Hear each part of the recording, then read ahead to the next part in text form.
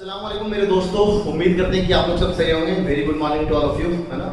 आज हम लोग डीपीपी एक परसेंटेज की डीपीपी लास्ट में तो हम लोगों ने परसेंटेज शुरू किया था और काफ़ी कुछ जाना था। परसेंटेज कहते हैं कि इसको, है ना, परसेंटेज क्या 100 से बड़ा हो सकता है, नहीं हो सकता है, ठीक है। और परसेंटेज चेंज कैसे कैलकुलेट करते हैं, थोड़ा सा छोटा सा मैंने ट्रिक आपको बताया था कि किसी भी चीज़ को 30% से बढ़ाया जाए तो ओवरऑल क्वांटिटी जो है, एरिया या वॉल्यूम वगैरह भी देखे नहीं, सवाल में आ जाएगा, ठीक है।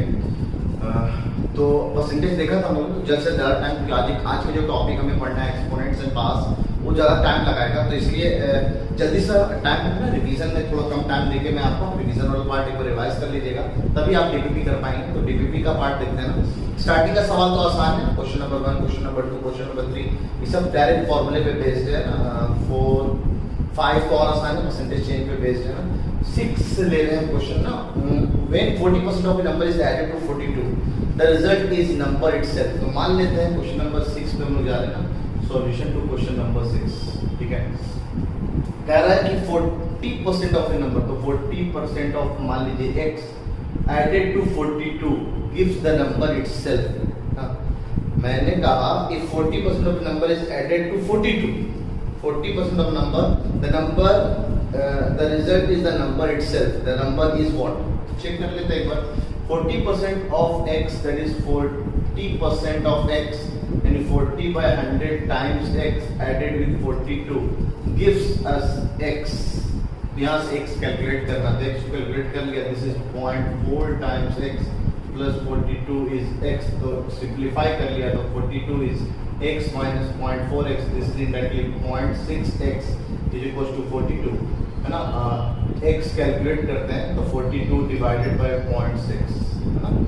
तो पॉइंट को लाया तो 0, 6, 7 छक्के 42, 7 तो 70, तो x की वैल्यू 70 हो जाएगी, तो 6 का आंसर C हो जाएगा। थोड़ा बहुत ये वर्ड्स प्रॉब्लम से रिलेटेड सवाल है ना, तो बन जाएगा। बस आपको एक नंबर मान के चला चाहिए।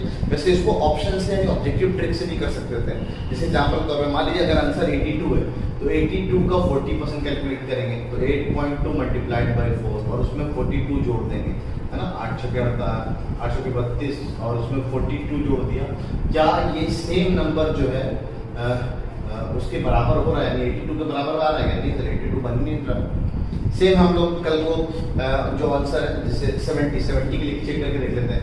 70 का 40% निकाला, यानी इसको 70 का 10% हुआ 7, 4 से मल्टीप्लाई किया तो 28 और उसमें 42 जोड़ा तो क्या ये 70 बन रहा है? बिल्कुल बन रहा, तो आंसर सी हो सकता है।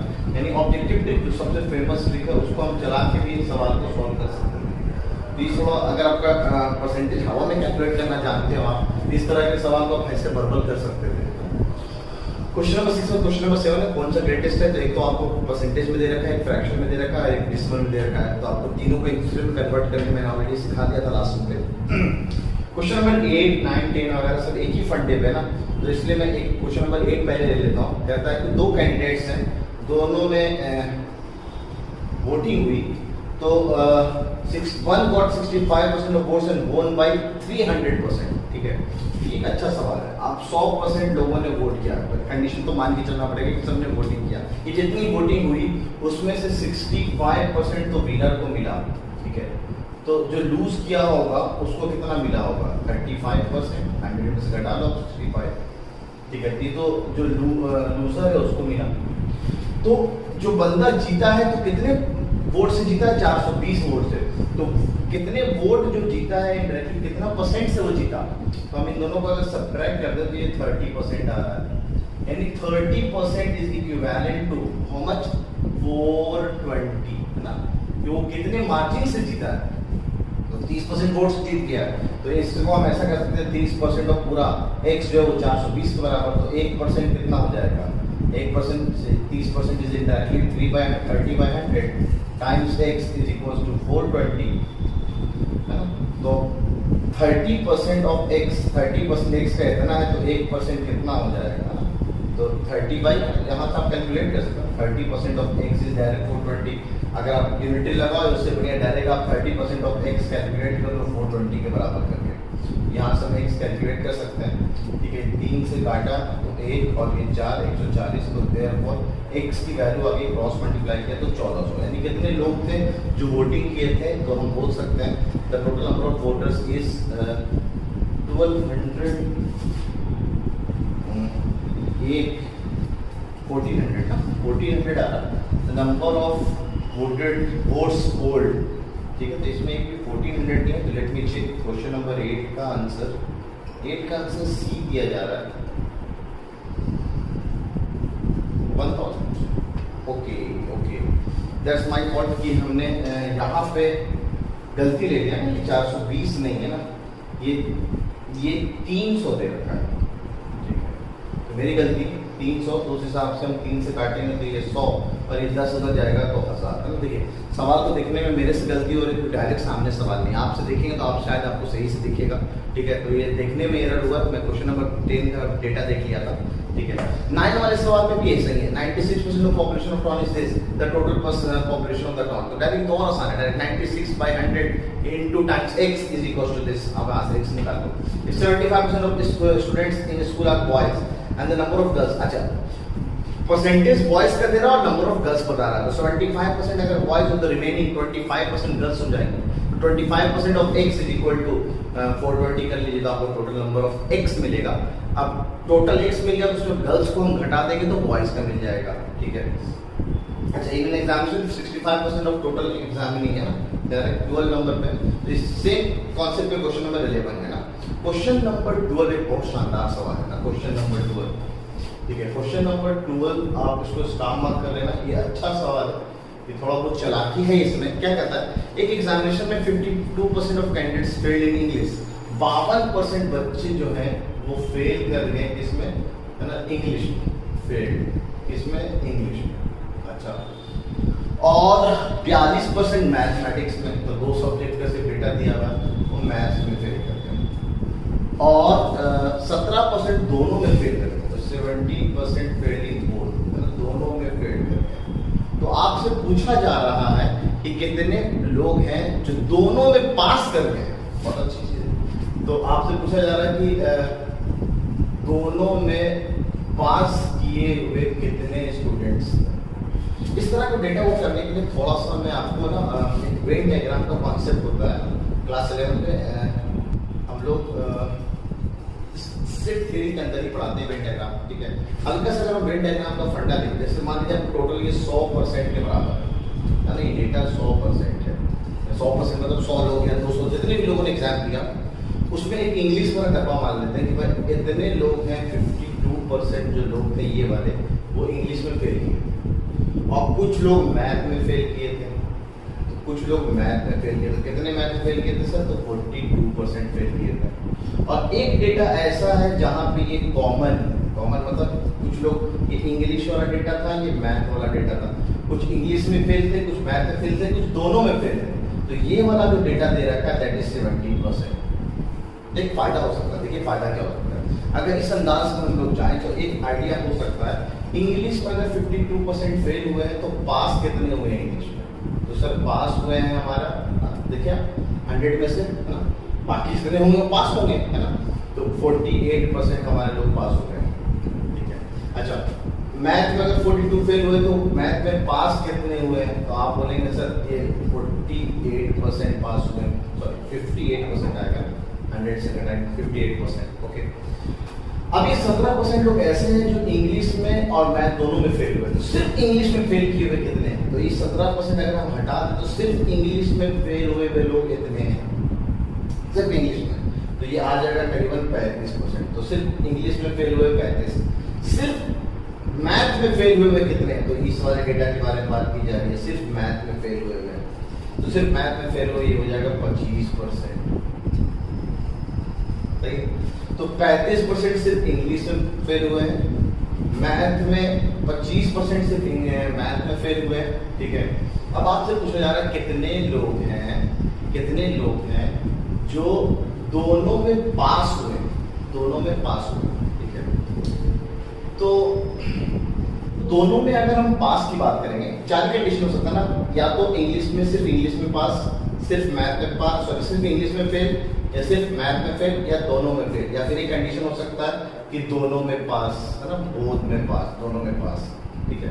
तो अगर मैं बात करूं 35% अगर इंग्लिश में फेल, टोटल फेल की अगर हम बात करें, ठीक है, तो ये फेल वाले सिर्फ इंग्लिश में, ओनली इंग्लिश में जो फेल हुए हैं, है ना, वो कितने थे? 35%। ओनली मैथ में फेल हुए कितने हैं? ओनली मैथ में, है ना, तो वो कितने हैं सर? 25%। और दोनों में फेल हुए कितने हैं? बोथ, है ना, इंग्लिश एंड मैथ्स, दोनों में फेल हुए कितने हैं? तो सर 17%। तो ओवरऑल ये सब अलग अलग डेटा मिल गया हमें, जहाँ पे पब्लिक पूरा फेल हुई, है ना। तो ओनली मैथ इंग्लिश में फेल हुए 35, ये 25, तो ये 60 और 17, दिस इज 77%। 77% डेटा ऐसा है जहाँ पे कोई ना कोई पब्लिक फेल हुई है, ठीक है। मतलब या तो वो इंग्लिश में फेल हुआ, या तो मैथ में फेल हुआ, या तो दोनों में फेल हुआ, ठीक है। तो अब बात हुई कि भाई टोटल 100% है, 100 में से अगर मैं 77 जो लोग फेल हुए हैं उन सबको अगर मैं निकाल दूं, सिर्फ इंग्लिश वाले भी हट गए, सिर्फ मैथ वाले भी हट गए, दोनों में फेल वाले भी हट गए, तो बाकी जो बचेगा वो हमारा दोनों का पास बचेगा। कि कितने लोग हैं जो मैथ एंड इंग्लिश दोनों में पास हुए हैं, तो दिस इज इक्विवेलेंट टू 23%। अब इन पे बेस्ड ना सर्टेन फॉर्मूले भी है, यूनियन इंटरसेक्शन करके फॉर्मूले, जो कि आप अभी तो फिलहाल अभी है ना क्लास 11 का सेट्स का पार्ट है, तो उसको बस बेसिक से इस अंदाज से अगर आप कर पाए तो बहुत अच्छी बात है। या आपके पास और भी तरीके हैं तो बिल्कुल हमारे से शेयर करना, हो सकता है कि और भी तरीके हैं दूसरों को बता सकें, ठीक है। तो वीडियो को पॉज करके यहाँ तक जो कुछ उतारना है आप उतार लीजिए ना। क्वेश्चन नंबर 3 सवाल में हम लोग देखा है, अभी और आगे देखते हैं ना, आगे के और सवाल में हम लोग काफ़ी ट्रिक्स सीखेंगे ना। क्वेश्चन नंबर 12 तक हो चुका है, क्वेश्चन नंबर 12 के बाद हाँ we have question number 13।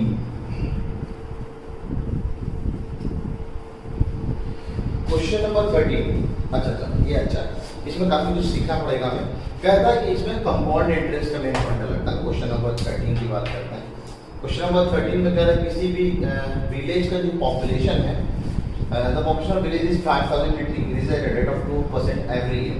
After 2 years the population will be, तो आपने अगर ध्यान होगा अमाउंट का फंडा principal into 1 plus rate by 100 का कॉन्सेप्ट सीखा होगा कि पावर में है ना कंपाउंड, जो अब आप ये अमाउंट निकाल रहे होते थे, और जो कंपाउंड इंटरेस्ट होता था दैट इज अमाउंट में से प्रिंसिपल घटा दो आपको कंपाउंड इंटरेस्ट मिल जाता था।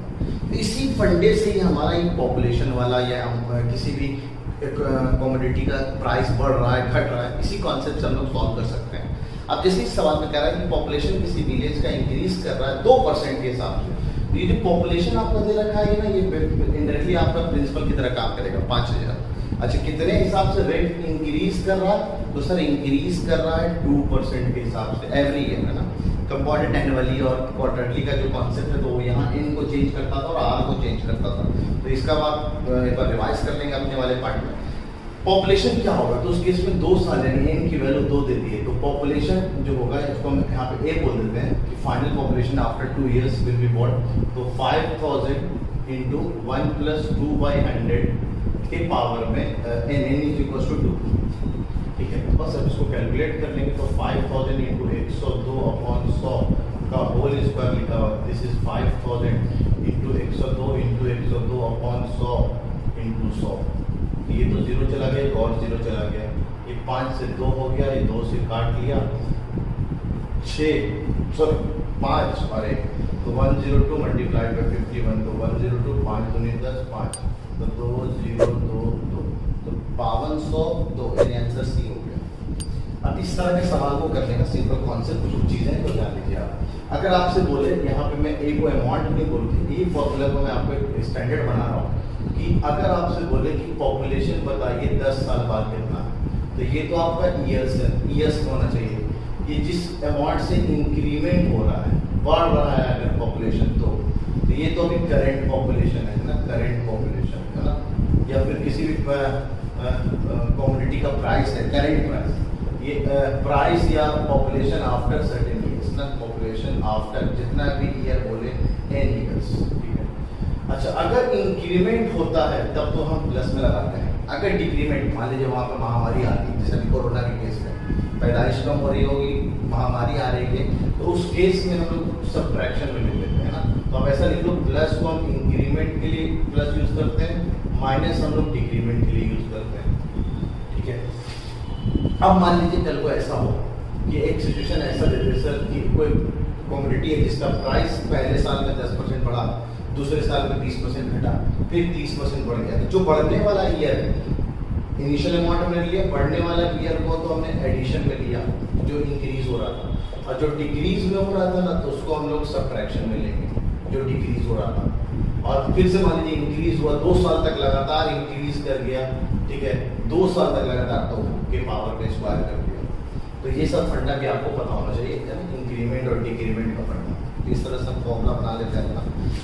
तो क्वेश्चन नंबर 12 13 हो गया, 13 के बाद 14 जो है, 14 एकदम इसी में बेस्ड है।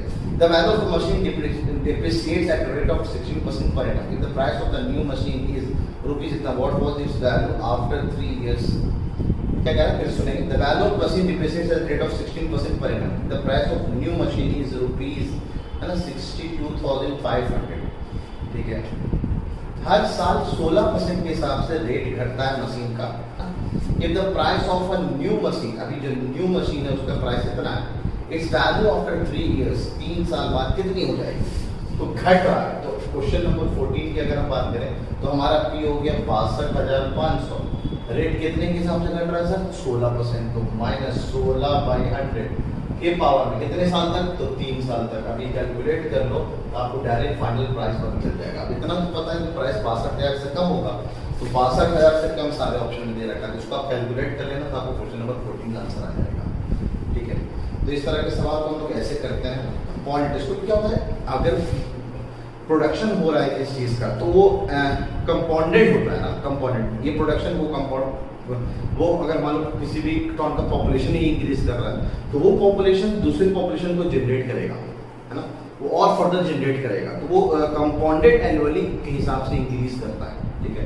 ये सेम कहानी आप हमारे जो बैंक में है ना, बैंक में जो कंपाउंड इंटरेस्ट मिलता है वो इसी हिसाब से मिलता है।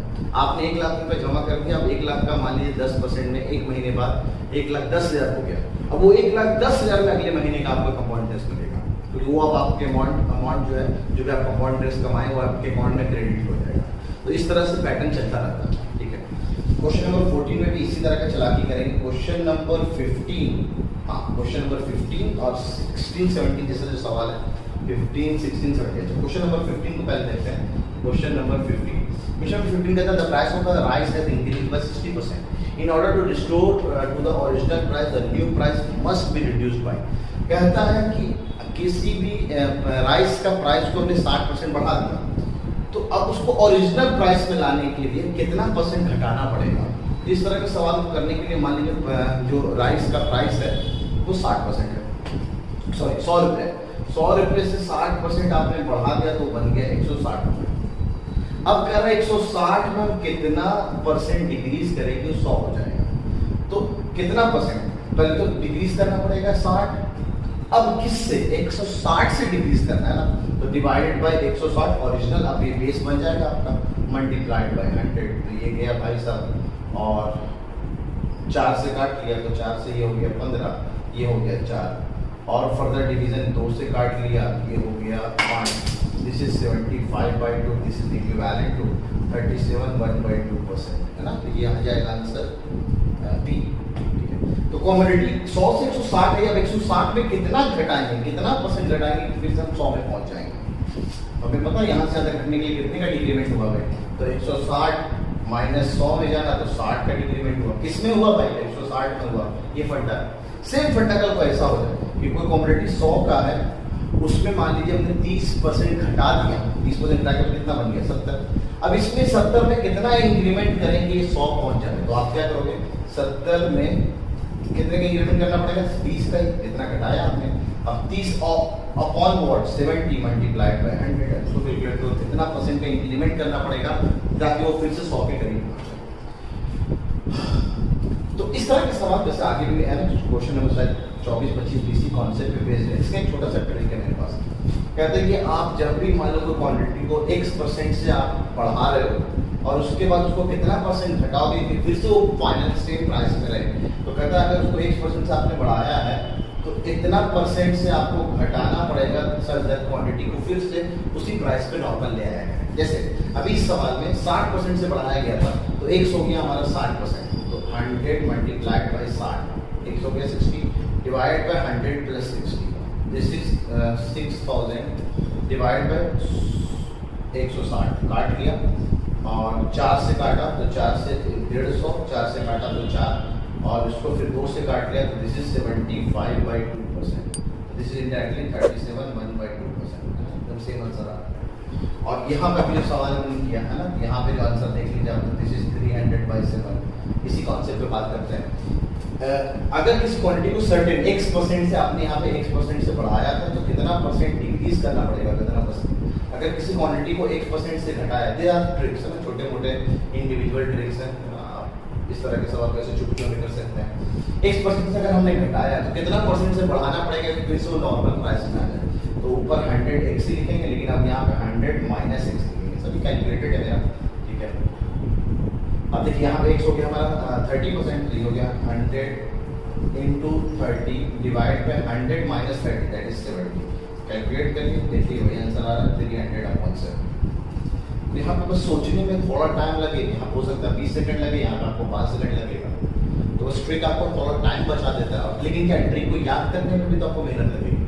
इसलिए बेसिक का कॉन्सेप्ट सीखे कि ये सब चीजें आती कहाँ से या ये सबको कैलकुलेट कैसे करते हैं।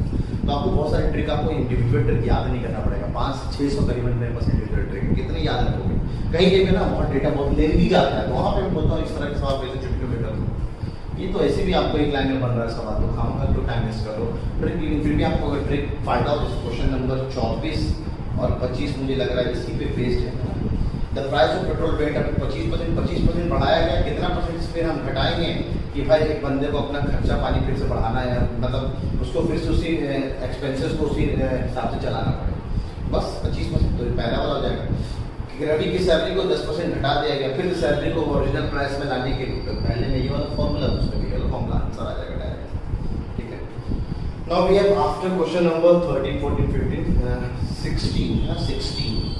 16, 17 के लिए कोई ट्रिक है बस, लेकिन 16-17 को मैं ट्रिक नहीं दे रहा हूँ। पहले तो यहाँ पे करेक्शन वो करेक्शन करेंगे।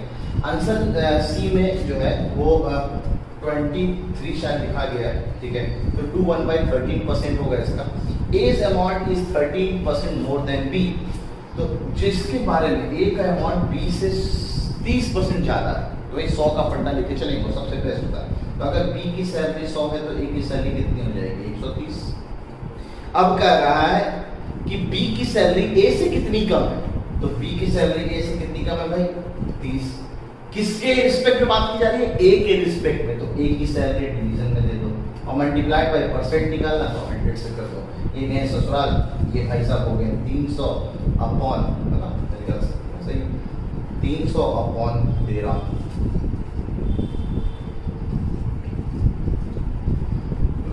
तो उसको कैलकुलेट करेंगे, मेरे ख्याल से ये आंसर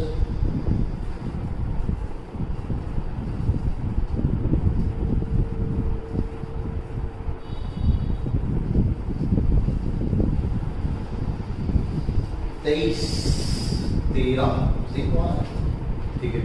तो 13 से काटा, 13 दूनी 2, ठीक है, और 6 60, 13 26, तो 300, 13 दूनी 26 का 2 कैरी 4, 13 39, 1/13, तो सही है मेरे ख्याल से। यहाँ पे जो लिखा हुआ था है ना, आंसर सी सही है, 23 1/13%। मेरे को लग रहा पहले कि कैलकुलेट करने में कोई गलती हुई, ठीक है, देख लीजिएगा आंसर सी इसका सही है, 23 1/13%, ठीक है, मेरे से कैलकुलेट करने में गलती हुई। सेम क्वेश्चन नंबर 17 में इसका उल्टा वर्जन ना, क्वेश्चन नंबर 17 इसका उल्टा वर्जन, ए और बी के रिस्पेक्ट में फिर से बोला, as income is 30% less, 30% less है, तो अगर ये बी का 100 है तो ये हो जाएगा 70। अब बताइए बी की जो सैलरी है वो ए से कितनी ज्यादा है, तो ए से कितनी ज्यादा है, तो 30 रुपया, किसके रिस्पेक्ट में, तो ए के रिस्पेक्ट में, तो 70 और मल्टीप्लाइड बाय 100, कैलकुलेट कर लेंगे तो 300/7, तो ये 7 के हिसाब से मेरे ख्याल से सी आंसर हो जाएगा इसका, ठीक है। तो क्वेश्चन नंबर 16-17 ट्रिक भी है ना, फिलहाल तो आप कितना ट्रिक याद करो, डायरेक्टली 100 वाला फंडा सबसे बेस्ट होता है, ठीक है। क्वेश्चन नंबर 1670 पर 18 वाला सवाल तो ऑलरेडी हम लोग कर चुके हैं दोस्तों ना। कितना, अगर मैं आपको ट्रिक से बात करूं, अगर सर्किल का रेडियस को 1% से बढ़ाएंगे तो एरिया में कितने परसेंट इंक्रीज होगा। 1% से बढ़ाना मतलब आप जो नया रेडियस है 1.01, क्योंकि 10% होता है 1.1 ना, 10% इंक्रीज करते हैं। अब इसका स्क्वायर कर दिया हमने ना, तो 101 का अगर हम स्क्वायर करेंगे तो 101 000 है ना, 101 तो 1020 दिस। तो अब ये जो है ना डिसिमल के हिसाब से ना, ये 1 2 3 4, तो ये हो गया 2 पॉइंट है ना। तो यहाँ पे दो शिफ्ट करते बताया था मैं आपको फंडा, दिस इज 2.01%। यानी अगर हम लोग 1% से एरिया बढ़ाएं, सॉरी रेडियस बढ़ाएंगे तो एरिया में उसके 2.01 आंसर डी होगी।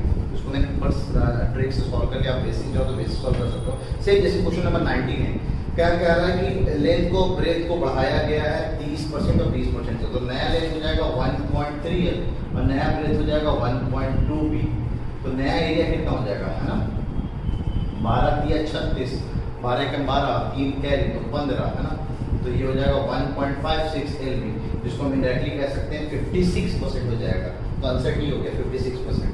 ठीक है, इस तरह का कॉन्सेप्ट हमारे पास, इसके लिए भी ट्रिक है ना, इंडिविजुअल ट्रिक है। मेंसुरेशन में आपको सिखाऊंगा, फिलहाल तो मैंने एक छोटा सा जनरल ट्रिक आपको सिखा दिया, chapter trick, that is percentage trick. अभी ना सीखे कोई नहीं, मेंसुरेशन में फिर से सीखेंगे, घबराए नहीं आप। ठीक है, उसके बाद क्वेश्चन नंबर 17 हो गया, 17 के बाद 18 19 भी हो गया ना, 20 इसी पे बेस्ड है ना, 21 भी बस सही है, आपको करना है। फ्रैक्शन को आप x मान लो, ठीक है। If the numerator of fraction is increased by 20% and is generated be diminished by 10%, the value of the fraction is, तो ये भी आप बड़े आराम से कर सकते हैं। ठीक है, चलो हल्का सा हिंट दे देता हूँ। फ्रैक्शन का न्यूमरेटर x मान लिया, डिनोमिनेटर y मान लिया, तो क्या कह रहा है, the numerator fraction increased by 20%, तो नया न्यूमरेटर 1.2x हो जाएगा, and denominator is diminished by 10%, तो नया डिनोमिनेटर 0.9 हो जाएगा।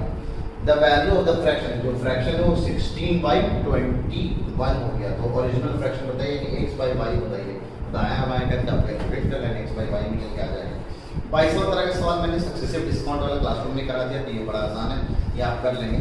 23 सवाल एक करना है, 23 कर लेते हैं यहाँ पे। 23 क्वेश्चन नंबर 23 क्या कह रहा है, from a container having pure milk 20% is replaced by water and the process is repeated 3 times thrice.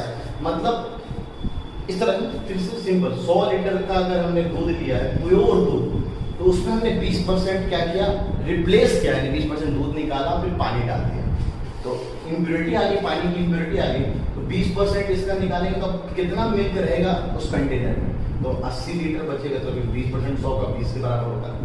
अब उसका फिर से 20% निकाला गया, तो 20% 100 80 का 10% 8 के बराबर, तो 8 दूनी 16, दो है ना, ट्वाइस है ना, तो 16 लीटर और निकाल दिया गया, तो ये हो गया 54 लीटर। ये प्योर मिल्क, सॉरी 64 लीटर हो गया इसका प्योर मिल्क। अब इसका भी 20% है, ये सेम प्रोसेस 3 बार किया गया, ठीक है। तो इसका हो जाएगा 6.4 का डबल, तो ये 8 और 12.8 लीटर। तो 64 में से 12.8 अगर घटाएंगे तो ये 62 यानी 51.2 लीटर्स बचेगा।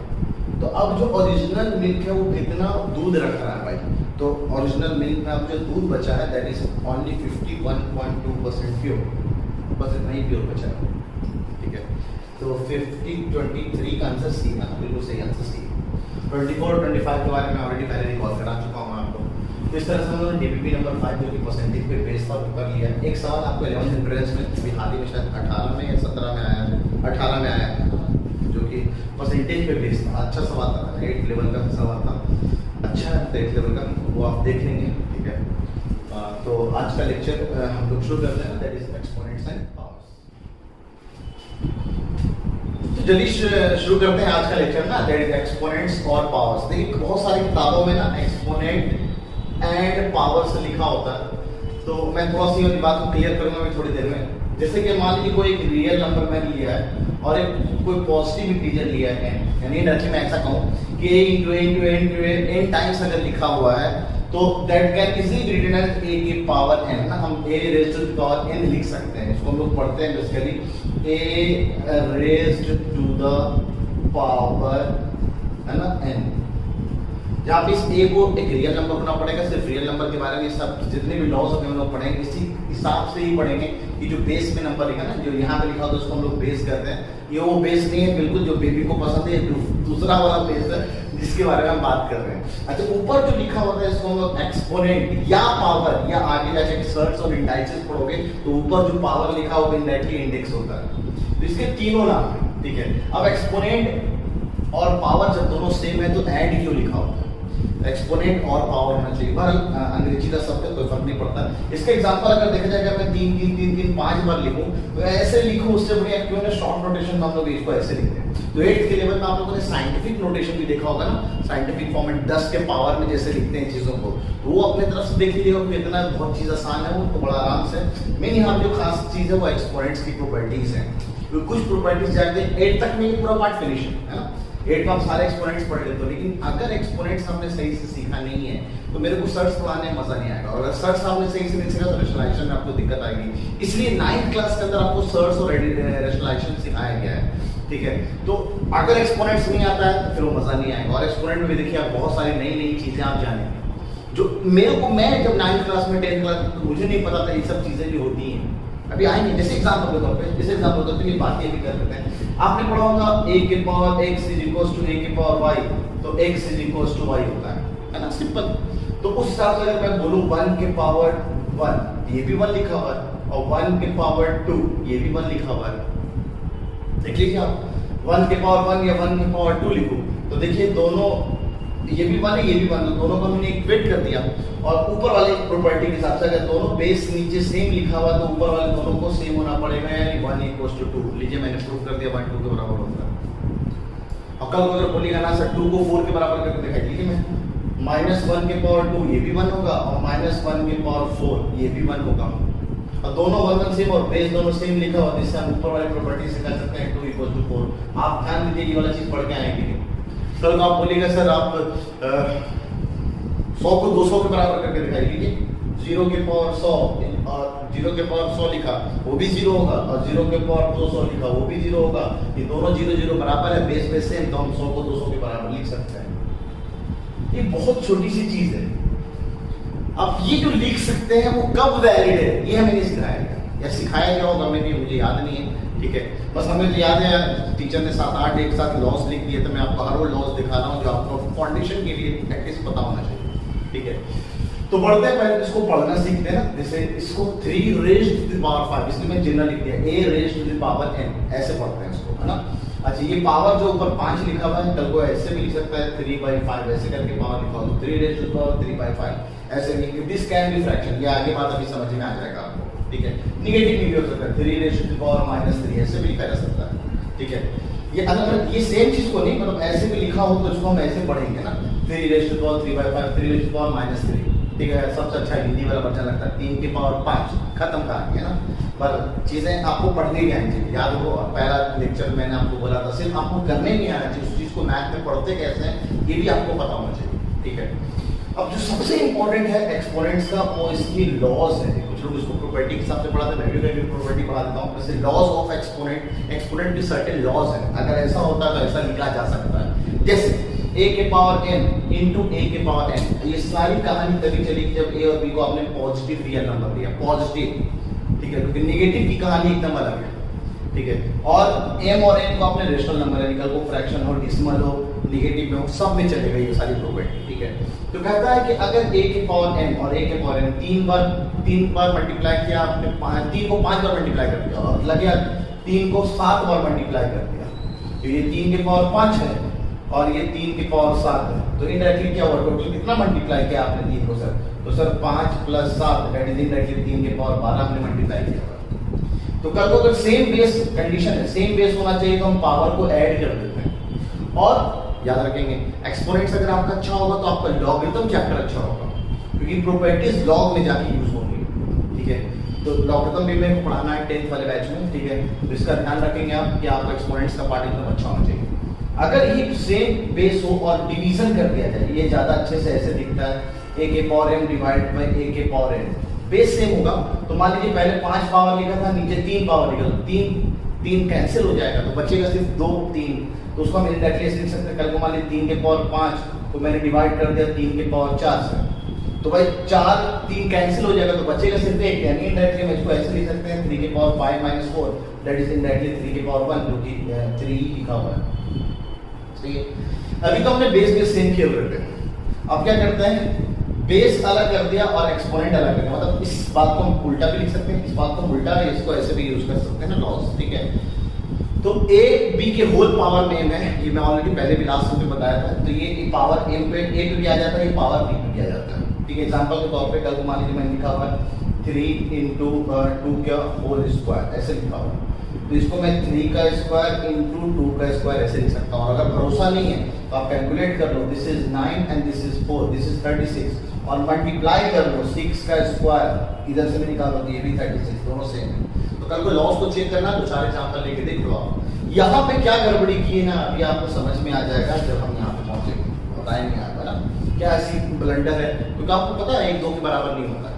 ठीक है, अच्छा a b की होल पावर में कल को 2 नंबर मल्टीप्लिकेशन में था तो पावर को हम दोनों में डिस्ट्रीब्यूट कर दिया। सेम m अगर डिवीजन में होगा तो आप दोनों को डिवीजन के फॉर्म में लिख सकते हैं, यानी एग्जांपल के तौर पे कल को मान लीजिए ऐसा लिखा होता 4/2 के होल पावर में 3, दिस इज इक्विवेलेंट टू 4 के पावर 3 डिवाइड बाय 2 के पावर 3। हम 4 के पावर 3 64, 2 के पावर 3 इज 8 से काट दिया तो आंसर 8, तो इधर से आंसर 8 आ रहा है। आपने कहा ना हम डिवाइड कर लेते हैं पहले, 4/2 दिस इज 2 और 2 का क्यूब दिस इज 8, तो एकदम बात सही लिखा हुआ है। ये चार शब्द ये तो बेसिक प्रॉपर्टीज है, कहीं ना कहीं यूज होते रहता है। ठीक है, ये वाला जो प्रॉपर्टी जिसको मैं बॉक्स में रखा हुआ है ये सब इंपॉर्टेंट प्रॉपर्टी, इंपॉर्टेंट लिख ही देता हूँ मैं आपको, क्योंकि बहुत सारे बच्चे इसमें ब्लंडर करते हैं। क्या है ब्लंडर, जरा देखेंगे आप। a के पावर m के होल पावर में m, याद रखना ये ब्रैकेट का बड़ा अच्छा कमाल है।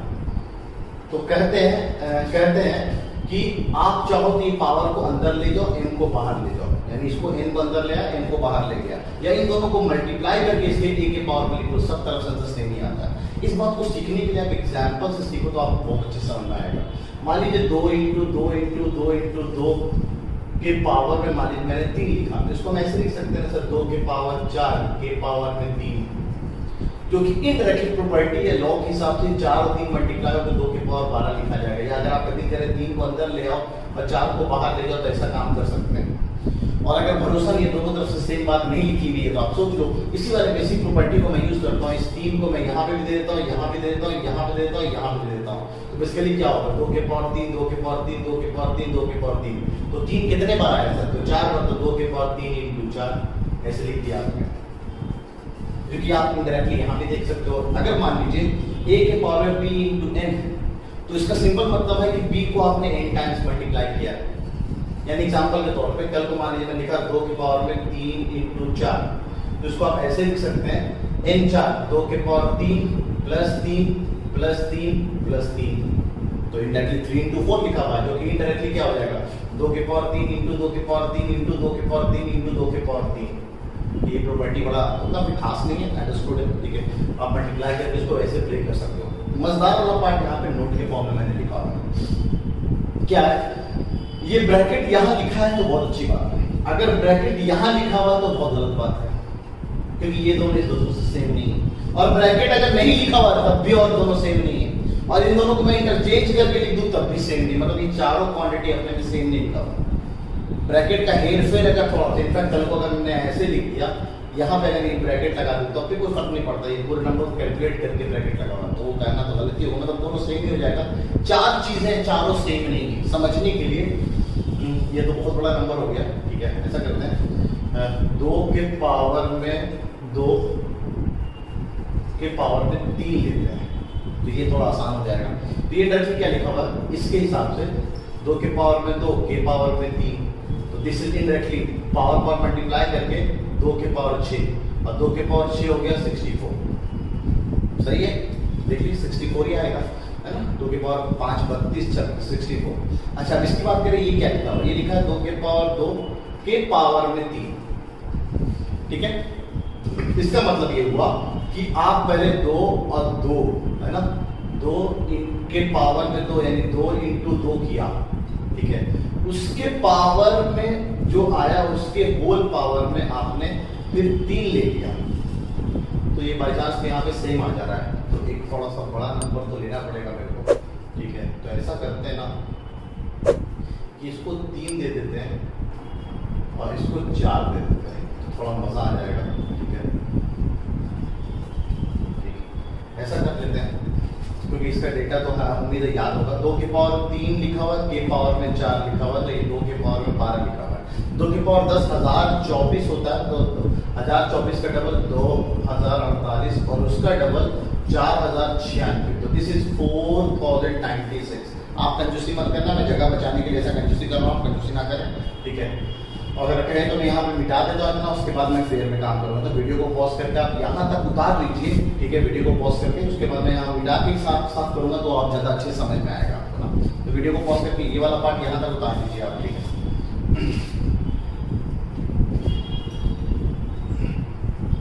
अब आते हैं इन सब को समझते हैं।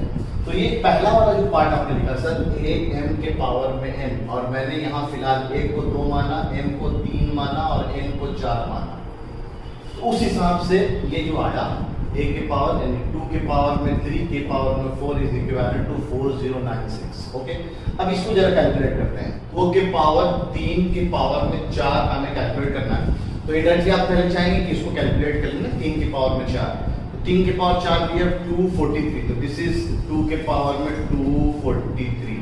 अब बताइए 2 के पावर में 243 और 2 के पावर में कितना लिखा हुआ है ना, 2 के पावर में 12 लिखा हुआ है। क्या ये दोनों सेम हो सकता है? मतलब बिल्कुल नहीं हो सकता सर। या कल को मैं इसको एक्सचेंज कर दूं, 2 के पावर में 4 के पावर में 3 लिख दूं, जिससे आप हम लोग काम कर सकते थे, इन और इन को इंटरचेंज कर सकते थे। लेकिन यहाँ पे 2 के पावर 4 के पावर में 3 अगर, तो 4 के पावर 3 भी है 64, दैट इज 2 के पावर में 64। ये दोनों तो कभी सेम है ही नहीं सर। और ये इनडायरेक्टली जो हमने निकाला है 2 के पावर 12 उससे सेम नहीं। और कल को अगर ऐसा लिखा हुआ होता a के पावर में mn, तो यही काम तो हम पहले करा, तो ये स्पेसिफाई हो गया। पहले तो आपको ब्रैकेट ही सॉल्व करना है। तो this is indirectly m into n, 2 के पावर में 3 के पावर में 4 है ना, या 4 के पावर में 3 कैलकुलेट करें तब भी ये दोनों सेम है। 2 के पावर में 4 के पावर में 3 अगर ब्रैकेट में ऐसे करते हैं, and this is also indirectly equal to 2 के a के पावर में m के पहले n लिख लें के पावर में है ना। तो ये सब अपने में डिफरेंट लिखा हुआ है। हाँ, इसको हम मान सकते हैं कि ये दोनों एक दूसरे सेम लिखे हुए हैं, ये दोनों सेम लिखे हुए हैं, यानी मैं इसको यहाँ ऐसे लिख दूँ, ये दोनों सेम लिखे हुए हैं। a के power mn is equal to a के पावर mn के पावर mn, ये दोनों सेम है। और इनडायरेक्टली ये दोनों सेम है, a के पावर में nm is equal to a के पावर में nm है ना। तो पहले ये ऑपरेशन होता है। तो ये बहुत छोटा सा ब्रैकेट से एक सवाल कल को अगर ऐसा आ जाता 2 के पावर में 2 के पावर में 2 के पावर में 2, तो क्या आप ऐसा सोचते हैं कि भाई सब 2 को मल्टीप्लाई करते हैं? तो 2 into 2 into 2 कितना लिखा भाई? This is 2 into 2 into 2 is 8, तो दिस इज इनडायरेक्टली 2 के पावर में 8। ठीक है, लेकिन देखिए हाँ हो सकता है, जैसे 2 के पावर में 2 पहले सॉल्व करेंगे तो ये बनेगा 2 के पावर 4। देख लें, तो ये सबसे पहले इसका ऑपरेशन हुआ तो ये बन गया 2 के पावर में 4। अब 2 के power 4 is not 8, that is 16 ना। 2 के पावर 16, तो दिस इज 2 के पावर 16, तो इसका सही आंसर हुआ 2 के पावर 16, दैट इज नॉट 2 के पावर 8। तो एक बहुत बेसिक सी चीज है जो बहुत बच्चों को पता नहीं होता है। 11th 12th में तो इस बात को हम यूज करेंगे। ठीक है, तो यहाँ तक तो हो गया। अब बढ़ते हैं हम लोग प्रॉपर्टी नंबर 6 की तरफ है ना। ये तो ऑलरेडी हम पहले देख चुके थे ना, प्रॉपर्टी नंबर 6। प्रॉपर्टी नंबर 7 देखते हैं ना, प्रॉपर्टी नंबर 7। ये तो बहुत यूनिक है ना, यूनिक है, ये भी बहुत जम पे यूज होता है, नेगेटिव पावर खासकर डिफरेंशिएशन इंटीग्रेशन में बहुत काम आता है ये चीज। a की पावर में अगर नेगेटिव है तो उसको 1/a के पावर m लिख सकते हैं, या a के पावर में पॉजिटिव है तो उसको अपॉन में लाकर हम नेगेटिव लिख सकते हैं। और सबसे बेस्ट एग्जांपल इसका a के power -1, that is the reciprocal. a के पावर माइनस 1/a, और यहाँ कंडीशन है this a should not be equal to 0। तो यहाँ पे इनडायरेक्टली एक कंडीशन है that a should not be equal to 0। In fact ये कंडीशन यहाँ पे लिख देते हैं ना, a should not be equal to 0। अगर आपको पता है a अगर 0 हो जाएगा तो 1/0 that will be not defined। Okay, तो ये हमें याद रखना है। एग्जांपल के तौर पे कल को मान लीजिए 2 के पावर -3 लिखा है, उसको 1/2 के पावर 3 लिख सकते हैं। सोच सकते हैं कि ऐसा क्यों हो रहा है, ऐसा क्यों हो रहा है। आप ऐसा इसलिए कह सकते हैं कि आप इस वाली बात को अगर यूज करो तो एक अच्छे से ये बात बोल सकते हो। कल को मान लीजिए मैं a के पावर 0 डिवाइड बाय a के पावर m कर दूं, तो ये क्या बनेगा? a के पावर 0 माइनस m डिवीजन वाली प्रॉपर्टी के हिसाब से, ये वाले प्रॉपर्टी के हिसाब से। तो अभी क्या हो गया? a के पावर 0, अब a के पावर 0 को तो हम 1 लिख सकते हैं, है ना, क्योंकि अभी जस्ट ये उम्मीद आप सब जानते हैं एनीथिंग पावर 0 इज 1, है ना। लेकिन बस वो एनीथिंग कभी भी जीरो नहीं होना चाहिए, एग्जैक्ट जीरो और एग्जैक्ट जीरो, एग्जैक्ट, है ना। टेंडिंग होगा तो सब कहानी हम 12th क्लास में देखेंगे लिमिट्स के अंदर, लेकिन फिलहाल एग्जैक्ट जीरो और एग्जैक्ट, ये एग्जैक्ट लिखे हुए दोनों, एग्जैक्ट जीरो ना, एग्जैक्ट कहते हैं, एग्जैक्ट जीरो और exact zero, this is also math में नॉट डिफाइंड, मैथ में ऐसी क्वांटिटी डिफाइंड ही नहीं, ठीक है। आप बता नहीं सकते कि एग्जैक्ट क्या है ना। अच्छा, अब इसकी बात करें, this is equals to 1 divide by a की पावर 1 लिखा हुआ है, दिस इज जीरो तो हम हटा भी दें तो a की पावर माइनस है। इस प्रॉपर्टी का प्रूफ, इस प्रॉपर्टी का प्रूफ यहीं से, तो आप अगर चाहो तो इसको पहले लिख लो, इसको बाद में लिख लो, इस प्रॉपर्टी को, ताकि थोड़ा सा प्रूफ भी आपको ध्यान रहे, सही है। अच्छा, अब आते हैं ये वाला जहाँ पे मैंने आपको कंडीशन दिया था, जहाँ पे मैंने सवाल दिया था आपको कि मैंने 1 को 2 के बराबर प्रूफ किया था, तो वहाँ पे गलती क्या हुई थी? इसलिए गलती क्या हमें पता है, if a की power x equals to a की power y, we can say that x is equals to y, base अगर सेम है तो पावर सेम होगा। कब? जब वहाँ पे या तो 0 ना लिखा हो, या तो 1 ना लिखा हो, या तो -1 ना लिखा हो। और अगर आप ध्यान दीजिए, वीडियो को रिकॉल करके पीछे जाकर देखिएगा, तो मैंने वही नंबर सिर्फ यूज किए हैं जो कि 1 था, -1 था और 0 था। उसके अलावा कोई भी नंबर बराबर होगा, जब मान लीजिए मैं कर रहा हूँ 2 के पावर 3 इक्वल्स टू 2 के पावर 4, बेस सेम तो 3 इक्वल्स टू 4, पहले बार दोनों सेम लिखा हुआ ही नहीं। 2 के पावर 3 8 होता है, 2 के पावर 4 16 होता है, तो बराबर तो लिखा ही नहीं मैंने, ठीक है। तो जब भी मैंने केसेस लिए, देखिए आप इन 3 एग्जांपल को मैंने यूज किया था, तो कहता है ये वाली बात ट्रू नहीं होगी अगर 0 1 और -1 ऑलवेज ट्रू नहीं होगी। हाँ, कभी कभी केस में ट्रू हो सकता है, जिसमें मैंने दिखाया आपको कि 1 के बराबर में बराबर आ सकता है ये चीज, ठीक है। इसीलिए इसका एक स्पेशल केस है ना, इसका एक स्पेशल केस है, एक डिफरेंट तरह का इक्वेशन बनेगा, वो भी हम लोग देखेंगे 9 10 को एक स्पेशल केस के रूप में भी देखेंगे कि 9 में एक स्पेशल केस अगर आ जाए तो उस तरह के इक्वेशन को कैसे सॉल्व करेंगे हम लोग, ठीक है। अब 10 में अभी तो मैंने बेस को सेम रखा, तो आपने कहा पावर सेम होगा। अब अगर पावर सेम है सर, तो क्या बेस भी उस वक्त सेम होगा? नहीं, ऐसे केस में 3 चीजें आपको देखनी पड़ेंगी। अगर बेस पावर तो सेम है, x सेम लिखा हुआ है, और अगर बेस में a और b दोनों एक दूसरे के अपोजिट नहीं मतलब अगर ये मान लीजिए एग्जांपल देता हूं लगाता, ये मान लीजिए 2 लिखा हुआ है, ये -2 लिखा हुआ है, ठीक है। -2 के अलावा, ये मतलब 2 ना तो 2 है और ना ही -2 है, इसके अलावा कुछ भी लिखा हुआ है, सुनेंगे आप। जैसे मैंने कहा 2 के power x is equals to 2 के 3 के पावर x, ये दोनों बराबर है। अब बताइए क्या x ले सकते हैं, what is the value of x, what is x, छोटे सवाल, ठीक है ना। क्वेश्चन नंबर 1 ऐसे समझ लीजिए, इसका एग्जांपल है 2 के power x is equals to 3 के power x, then x is equals to what.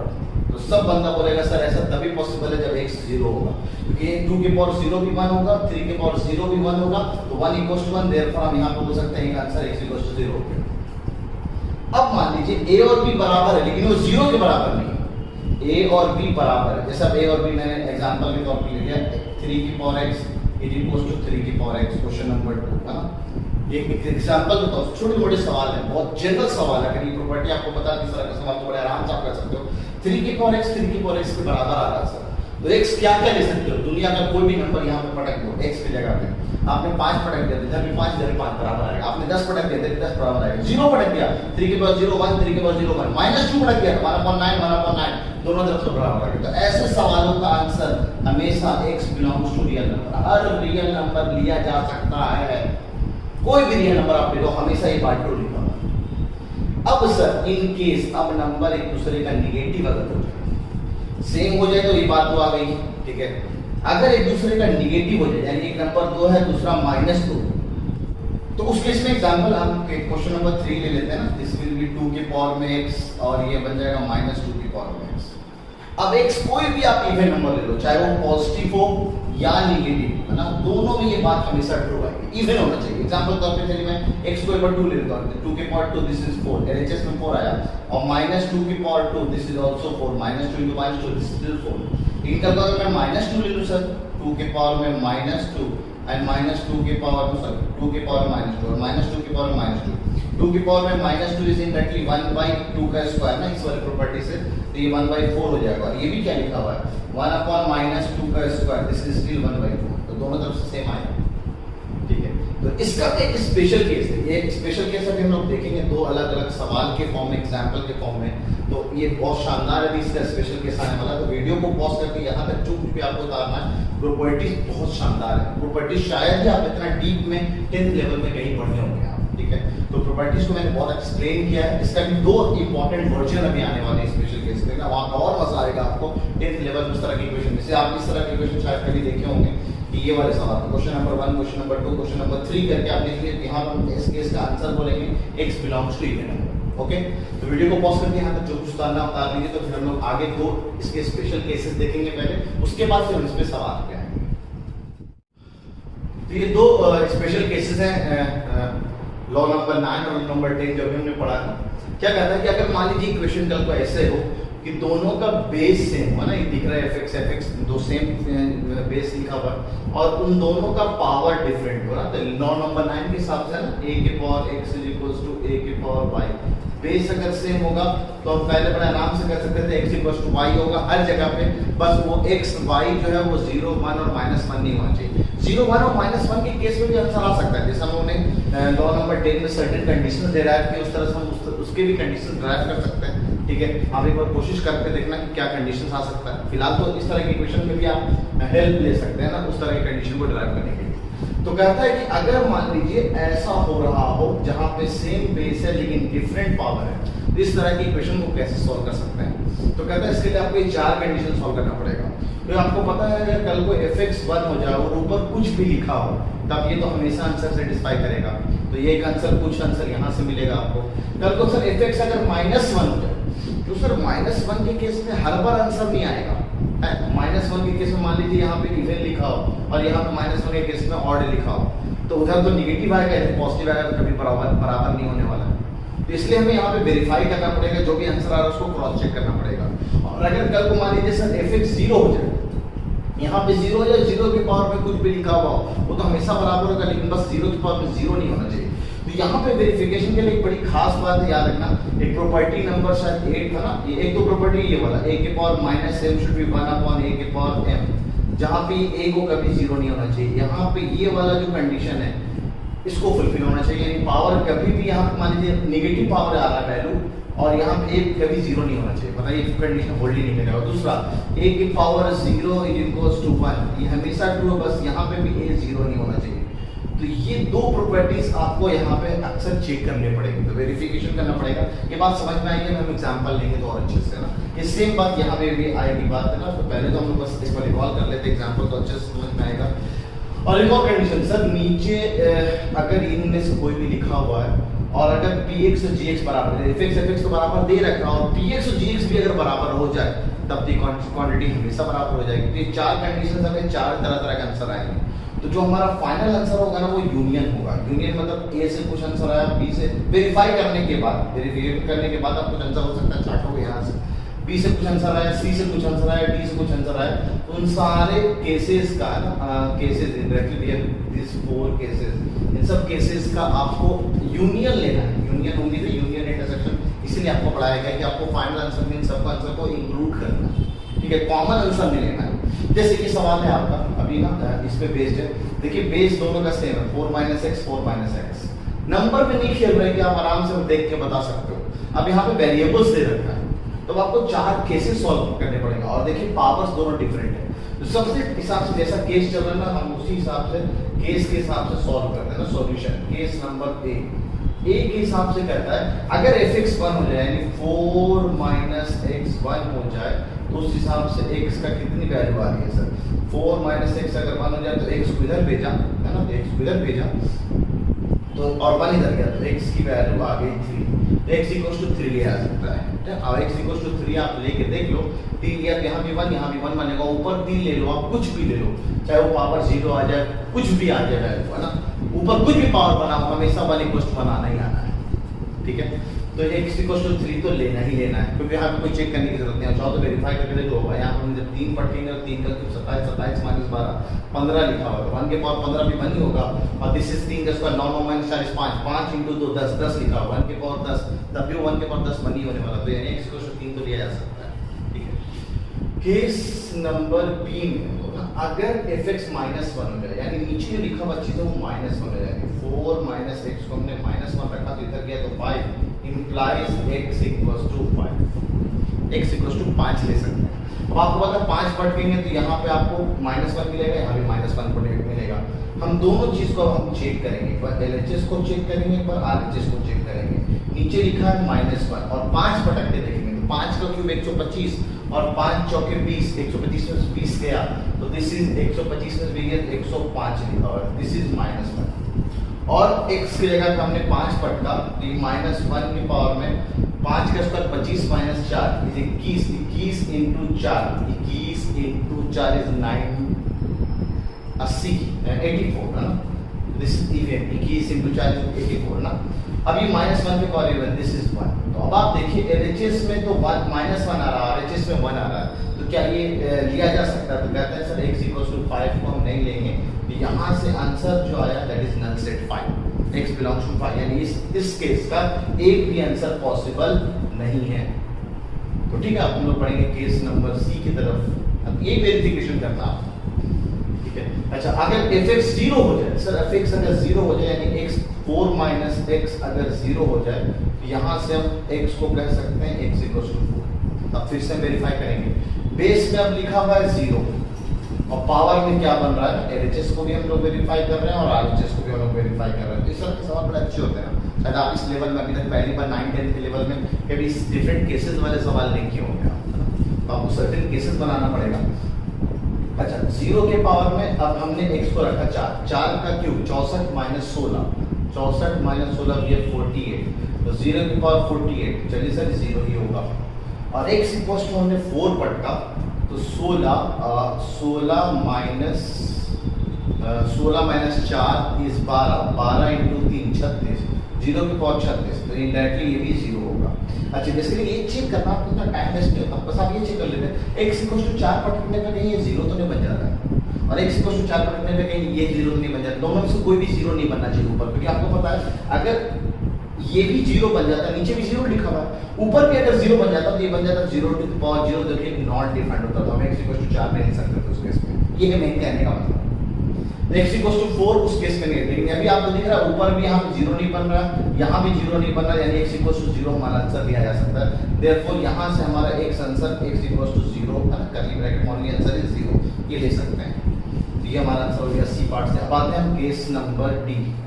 Case number D जो कहता है कि अगर ऊपर पावर को बराबर कर दो, यानी x³ - 4x = x² - 4 into x - 1 अगर हो जाए तो ठीक है ना, this is x³ - 4x, this is x into x is x³, x into x is -x - 1 is x² negative का -4x प्लस का 4, ये तो गया ससुराल, ठीक है। यहाँ से सॉल्व किया थी -4x भी गया ससुराल, तो ये इनडायरेक्टली जो बन गया सर दिस इज x² = 4 और सॉल्व करेंगे स्क्वायर को उधर भेजेंगे तो √4 प्लस माइनस के साथ है ना, तो ये आंसर हो गया x = +-2।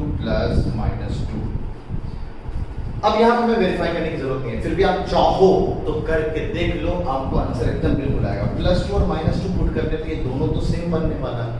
+2 और -2 हम यहाँ पुट करेंगे तो यहाँ +2 अगर पुट किया तो यहाँ भी +2, तो यहाँ पे बचा 2 और यहाँ पे बना 2, और ऊपर जो भी बनेगा वो सेम पावर होगा, आपने इक्वेट ही किया दोनों के लिए सेम। 2 के पावर में कुछ लिखा हुआ 2 के पावर वही सेम कुछ लिखा हुआ हमेशा बराबर आएगा, -2 के पावर में कुछ लिखा हुआ -2 के पावर वही सेम कुछ लिखा हुआ हमेशा बराबर आएगा, यानी -2 + 2 भी यहाँ से आंसर लिया जा सकता है। तो हमारा फाइनल आंसर जो होगा, ठीक है, वो क्या होगा, हम क्या क्या ले सकते हैं, x तक 3 ले सकते हैं सर, यहाँ से कुछ नहीं ले सकते, हाँ x तक 0 ले सकते हैं सर, यहाँ से +2 ले सकते हैं और -2 ले सकते हैं, यानी इस इक्वेशन के 4 आंसर पॉसिबल है। और कल को ऑब्जेक्टिव में दिया रहता ना ABCD के ऑप्शन के फॉर्म में, तो आपको वेरीफाई करना पड़ सकता था, चेक कर सकते थे, आप ऑब्जेक्टिव ट्रिक चला सकते थे। अब बढ़ते हैं केस नंबर दूसरे की तरफ, case number special case 2, law number 10। Law number जो 10 था है ना, वो ये था a के पावर में x और b के पावर में भी x, ठीक है। अब पावर सेम था, बेस अलग अलग था, तो वी हैव सर्टेन केसेस, उसी केस को यूज करते हुए हम अगर कल को ऐसा देखें, देखिए ये हमारा बेस है, ये बेस, दोनों बेस डिफरेंट है लेकिन पावर जो दोनों का सेम है। कल को इस तरह की इक्वेशन आ जाए तो आपको करना क्या है कि सर अगर fx gx बराबर हो जाए और ऊपर कुछ भी लिखा हुआ हो, कुछ भी क्या, दोनों तो सेम ही लिखा हुआ है डायरेक्टली, अगर सेम लिखा हो तो बराबर हो सकता है, और fx माइनस एक्स, कल को ये दोनों एक दूसरे का निगेटिव हो जाते हैं, इवन पावर ऑड पावर से भी हमारा काम हो सकता है। और अगर px 0 हो जाए, नीचे कुछ भी लिखा है anything power 0 the result is always 1, बस वो एनीथिंग कभी यहाँ पे 0 नहीं होना चाहिए। ये चीज तो हमें पता है कि इस केस में भी इनडायरेक्टली हमें ये दो प्रॉपर्टी का बड़ा ख्याल रखना है कि ये दो प्रॉपर्टी फेल नहीं होना चाहिए। इसलिए हमें तीनों केसेस में आपको वेरिफिकेशन करना पड़ेगा, उसके बाद आप फाइनल आंसर की तरफ बता सकते हो। और वही भी फाइनल आंसर फिर से यूनियन ए से कुछ आया, बी से कुछ आया, सी से कुछ आया, तीनों का आपको आंसर देना है, ठीक है। तो ये इंडायरेक्टली मैं वेरिफिकेशन कर रहा था ना, तो दिस इज वेरिफिकेशन, हम वेरीफाई कर रहे हैं। Same here we are verifying our answer कि हमारा आंसर जो आया है वो सच में लिया जा सकता है कि नहीं लिया जा सकता है। और ऐसा वेरिफिकेशन में ना शायद आपको एक अंडर रूट वाला सवाल जो मैंने कराया था ना स्टार्टिंग में बोर्ड मार्क्स के अंदर, तो मैंने आपको वेरिफिकेशन का बताया था एक घंटा, तो सही आप वेरिफिकेशन चीज जानते हो, ठीक है। यहाँ पे ये जो क्वांटिटी लिखी हुई आपको दिख रहा है, बेस अलग है लेकिन पावर सेम। तो सबसे पहला कंडीशन कहता है सर दोनों बेस को बराबर कर लेते हैं, तो ये केस ए कहता है x square minus 4 is equal to x square plus का 2x। तो यहाँ से x स्क्वायर गया ससुराल, तो this is 2x is equal to 2x is equal to minus 4 implies x equal to minus 2, x equal to minus 2। अब minus 2 को verify करेंगे ना, वेरीफाई करेंगे LHS में एक बार और एक बार RHS में। माइनस 2 बढ़ गया तो माइनस 2 की पावर 4 इज माइनस 2 की पावर 2 इज 4, 4 माइनस 4 0, तो ये 0 के पावर में माइनस 4 लिखा हुआ है। अब निगेटिव पावर तो नीचे 0, क्या हम 0 ले सकते हैं? तो ना सर नहीं ले सकते, इधर चेक करने की जरूरत ही नहीं है, आपको पता है we can't take x equals to minus 2 now। फिर भी मैं आपको इधर भी चेक करा देता हूँ, x equals to minus 2 पड़ता है तो minus 2 का स्क्वायर इज 4, 4 minus 4 ये भी तो 0 लिखा हुआ है और ऊपर फिर से minus 4 लिखा हुआ है, यानी दोनों तरफ से आप आंसर। कल को मान लीजिए इधर वेरिफिकेशन नहीं होता और इधर वेरीफाई कर जाता, तब भी हम उसको आंसर नहीं देते, क्योंकि दोनों तरफ से चीज प्रूव होना चाहिए। तो we can't take x equals to minus 2 over here, hence from this part we have x belongs to 5। एक भी आंसर नहीं है, एक भी आंसर नहीं है, मतलब x belongs to null set, okay. और केस बी इधर देख लेते हैं ना, केस बी कहता है अगर ये दोनों एक दूसरे का नेगेटिव हो जाए, x square minus 4 minus times x square plus का 2x, ये हो गया x स्क्वायर माइनस 4, ये हो गया माइनस x स्क्वायर, ये हो गया माइनस का 2x, माइनस x स्क्वायर उधर ले गया तो ये हो गया x square plus 2x square, और दिस इज प्लस का 2x, दिस इज माइनस का 4। थोड़ा सा ससुराल भेजते हैं, सबको 2 से डिवाइड कर दिया, this is x square plus का x माइनस का 2 equals to 0। Splitting the middle term है ना, उम्मीद है आपको स्प्लिटिंग द मिडिल टर्म थोड़ा सा आता होगा, तो मैंने थोड़ा आपको ट्रिक सिखाया है स्प्लिटिंग द मिडिल टर्म में, जिसमें टूटेगा उसका उल्टा वाला आंसर। तो माइनस 2 है, माइनस 2 के हिसाब से दिख रहा है मेरे को, बीच में प्लस चाहिए तो प्लस का 2x, माइनस के x में अगर तोड़ दे तो हमारा काम हो सकता है, आप फर्दर स्प्लिट वगैरह कर लेना। मेरे को तो आंसर दिख रहा है यहाँ से माइनस प्लस 2 का उल्टा है, एक answer x equals to minus 2 आएगा और माइनस 1 का उल्टा है x इक्वल्स टू 1 आएगा, तो यहाँ पे answer x equals to minus 2 और 1 दो आंसर पॉसिबल है।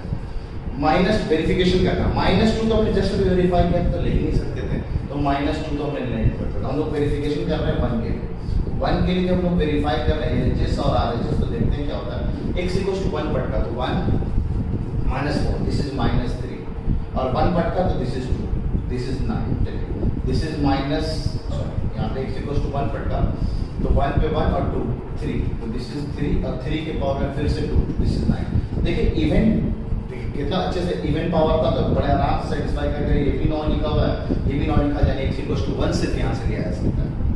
और केस नंबर सी यहाँ कर लेते हैं, केस ये हम अपने हिसाब से सिस्टमेटिक उतारना है, A B C case number C, ताकि ये केसेस याद हो जाए आपको कि क्या क्या चीजें सॉल्व करनी पड़ती हैं।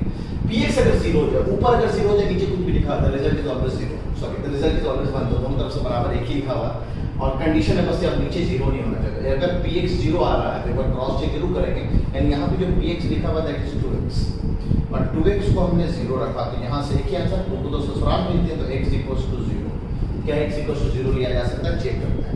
x इक्वल्स टू 0 पढ़कर हमने LHS में और RHS में 0 पढ़कर तो हो गया -4 के पावर में 0, हमें एनीथिंग पावर 0, बस यहाँ पे 0 नहीं होना चाहिए, ये तो चलेगा, ये यहाँ से आंसर लिखाया हुआ है, ठीक है।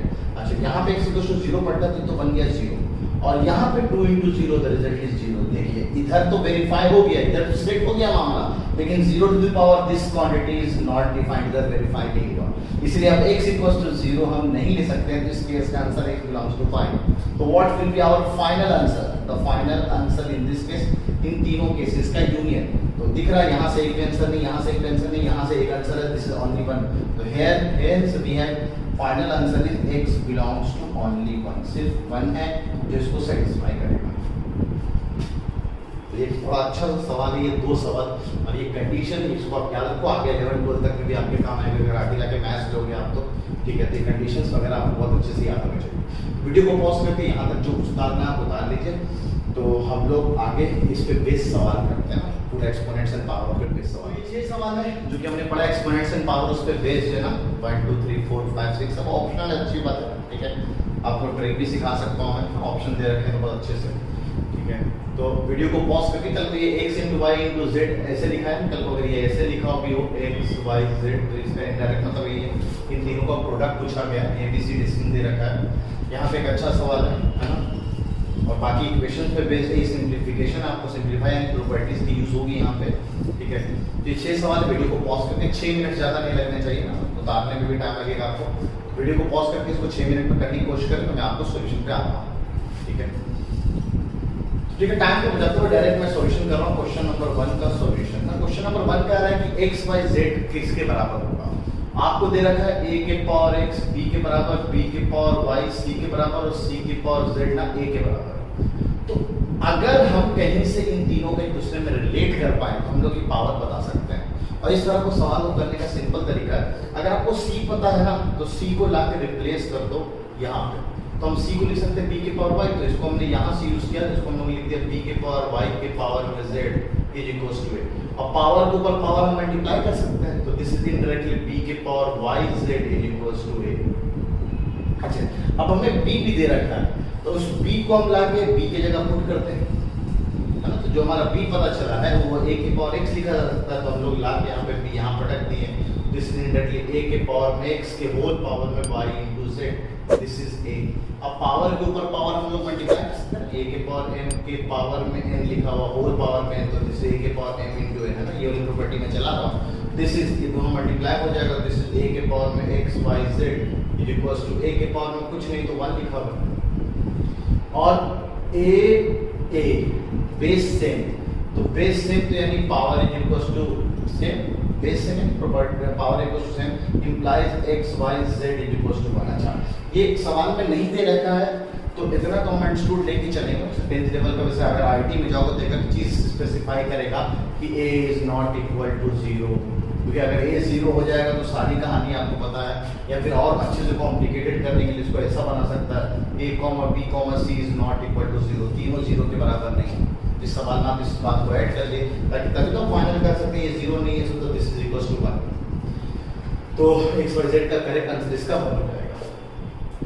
बढ़ते क्वेश्चन नंबर 2 की तरफ। हम सॉल्यूशन टू क्वेश्चन नंबर 2 क्या कहता है कि सर इनमें से कौन सा बात सही लिखा हुआ है। अब अगर बच्चों को नॉर्मल ये पता हो कि सर 10 के पावर 10 के पावर 10, दिस इज इनडायरेक्टली 10 के पावर, इन दोनों को मल्टीप्लाई कर सकते हैं तो 10 × 10, दिस इज 10 के पावर में 100 लिखा हुआ है, सही है।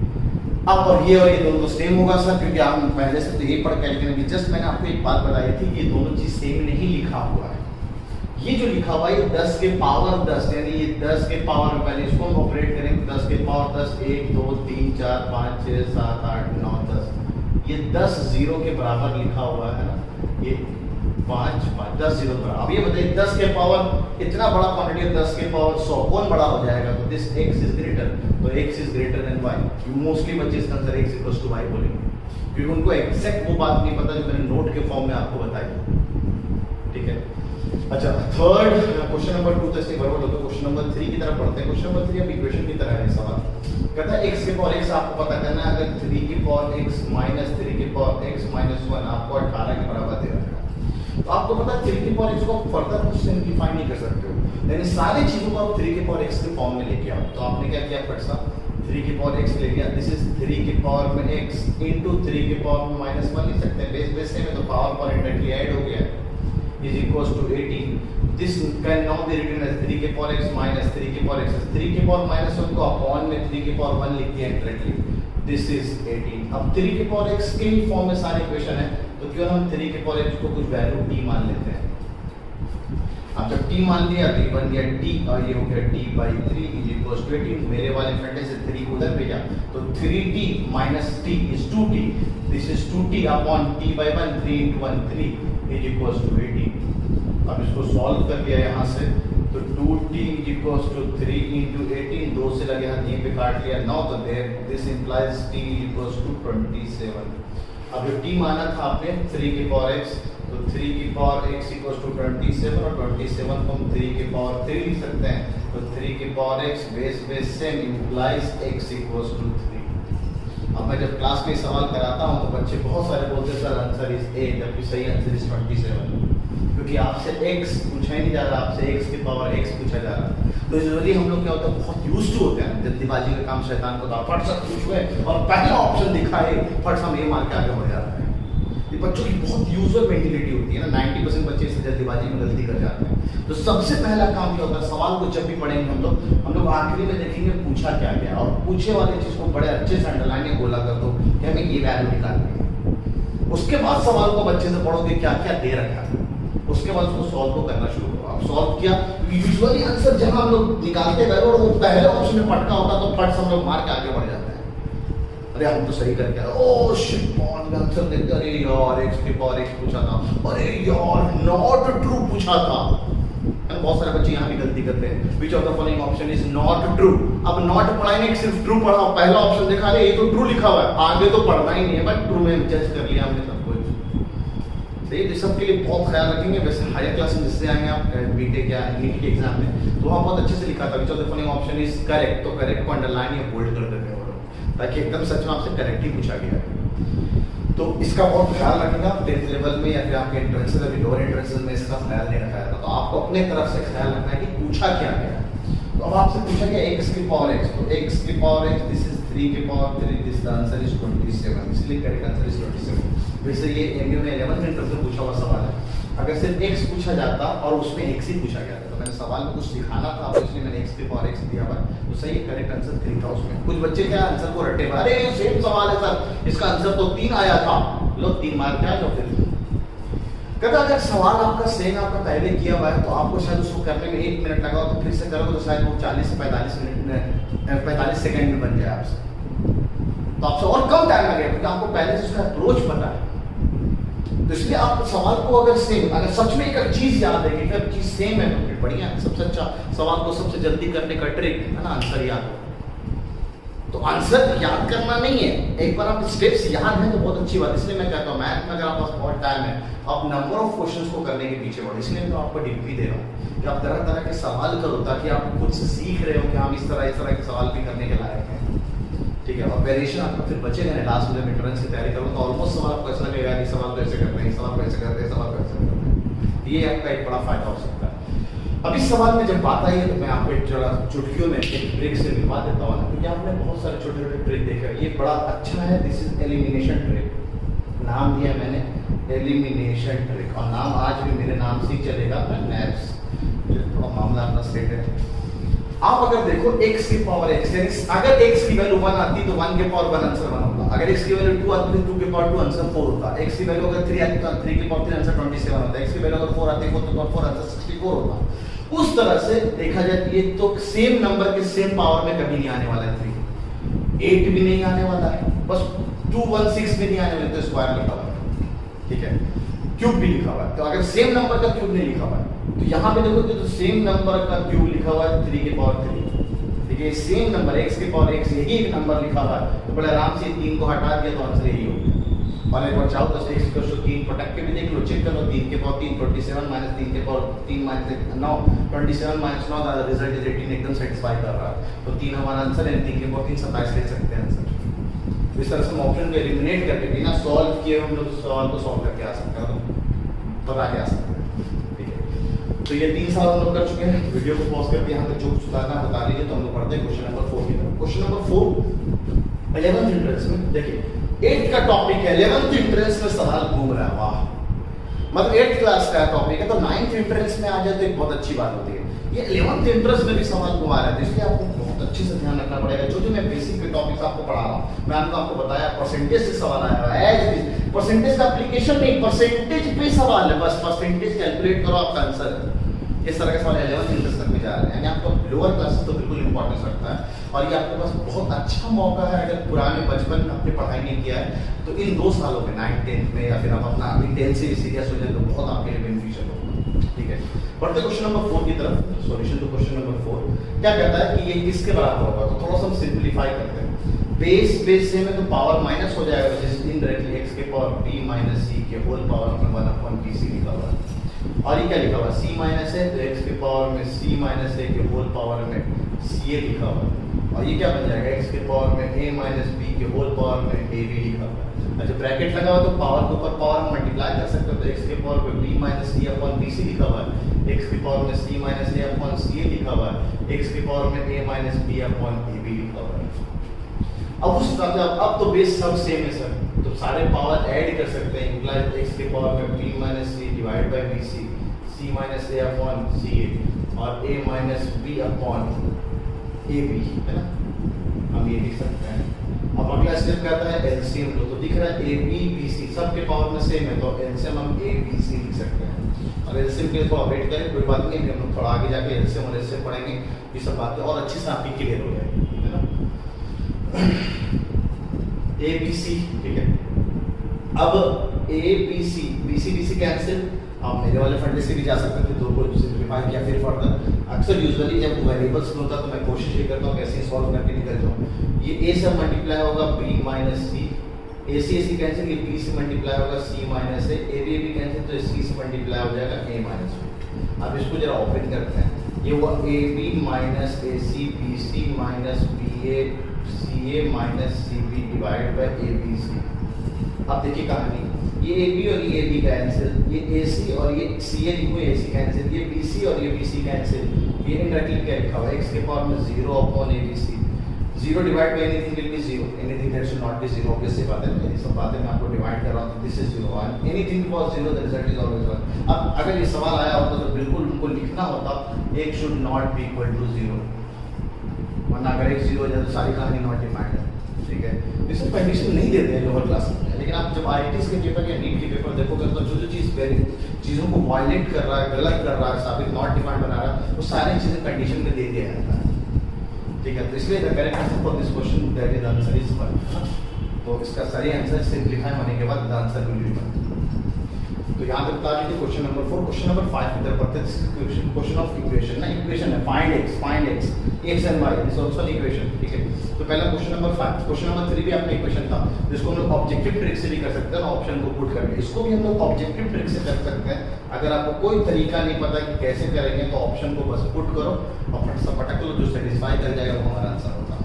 तो आते हैं आंसर की तरफ। इस तरह का सॉल्व करने का जैसे मैंने यहाँ पे हेल्प किया, यहाँ पे जब 3 के पावर x को t माना था तो एक लीनियर इक्वेशन बना था सिंगल डिग्री का।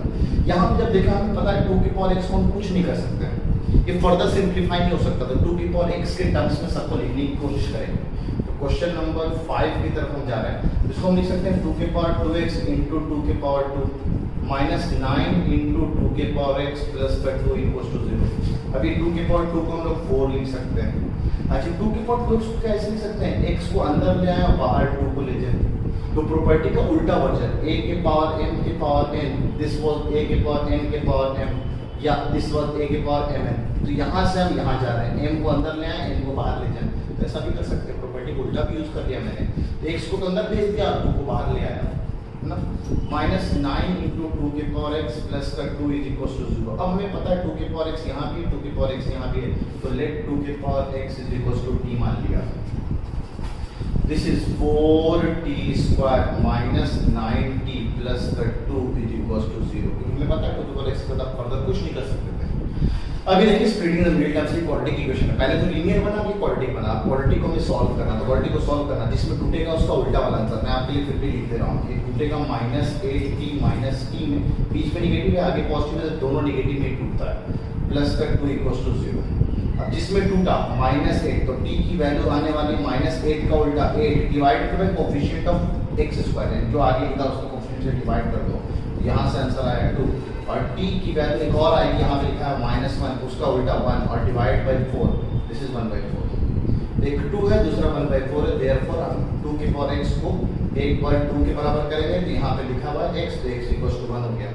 1/2 के पावर x को हम 1/4 के बराबर करेंगे, 1/4 को हम इंडायरेक्टली लिख सकते हैं 2 की पावर -2, बेस सेम, तो x की वैल्यू -2 हो गई। यहाँ पे x के दो आंसर आ रहे हैं 1 एंड -2, x के दो आंसर आ रहे हैं 1 and -2, 1 and -2, the correct answer is for this question is a. और इस बात को हम बड़े आराम से ऑब्जेक्टिव ए में ही पढ़ा हुआ तो बहुत अच्छा है। पहला ऑप्शन तो हम लोग यही चेक करते हैं, ये को हमने पटक लिया, पटक के चेक कर दिया, 2 की पावर 2 + 2 4, 2 की पावर 4 is 16, 16 - 2 की पावर 2 4, 4 9 36, तो दिस इज 16, सॉरी 2 की पावर 2 4 सही ना, 2 की पावर 2 × 2, सॉरी पहले हम x को 1 पटक रहे हैं ना, 1 पटक रहे हैं, 2 क्यों पटक रहे हैं, ये 2 के पावर 4 16, 16 + 2 18, और 2 की पावर 1 is 2, 2 × 9 18, माइनस का 18 प्लस का 18 सेटिस्फाई कर रहा है, तो 1 तो सेटिस्फाई कर रहा है, तो ये और ये ऑप्शन हमें चेक करने की जरूरत ही नहीं था। बचा हमारा 2 या -2, देखो -2 या 2 पटक के देख लो, अब 1 सेटिस्फाई कर रहा है। तो क्वेश्चन नंबर 5 अच्छा, इस सवाल में बहुत अच्छी बात सीखने को है। कल को अगर यहाँ पे 2 की जगह पे 3 लिखा हो जाता तो ये क्यूबिक इक्वेशन हो जाता। अभी 9th क्लास में क्यूबिक इक्वेशन सॉल्व करना सिखाया जाता है। मैं सिखाऊंगा वो 5 तरीके सिखाऊंगा क्यूबिक इक्वेशन को सॉल्व करने के। क्वाड्रेटिक इक्वेशन को सॉल्व करने के 5 तरीके हैं। एक तो अभी रिसेंटली 1-2 महीना पहले, 2 नहीं तो 4 महीना का गैप हो गया, 4-5 महीना पहले एक चाइनीज बाबा ने इन्वेंट किया एक नया तरीका क्वाड्रेटिक इक्वेशन को सॉल्व करने का, वो भी हम लोग देखेंगे, क्वाड्रेटिक इक्वेशन पढ़ेंगे, ठीक है।